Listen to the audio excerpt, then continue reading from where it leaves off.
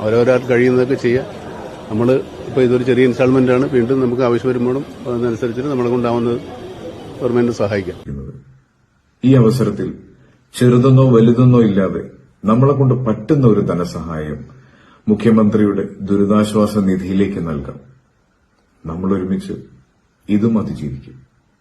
ബഹുമാനപ്പെട്ട മുഖ്യമന്ത്രിയുടെ ദുരിതാശ്വാസ നിധിയിലേക്ക് കഴിവിന്റെ പരമാവധി സംഭാവന ചെയ്യുക.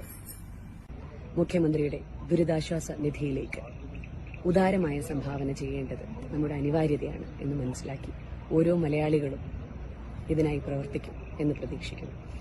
Thank you so much. നമ്മളെല്ലാവരും ഓരോരുത്തരും കഴിയാവുന്നതുപോലെ മുഖ്യമന്ത്രിയുടെ ദുരിതാശ്വാസ നിധിയിലേക്ക് സംഭാവന ചെയ്യുക. ബഹുമാനപ്പെട്ട മുഖ്യമന്ത്രിയുടെ ദുരിതാശ്വാസ നിധിയിലേക്ക് കഴിയാവുന്ന സംഭാവനകൾ ചെയ്യുക. Thank you.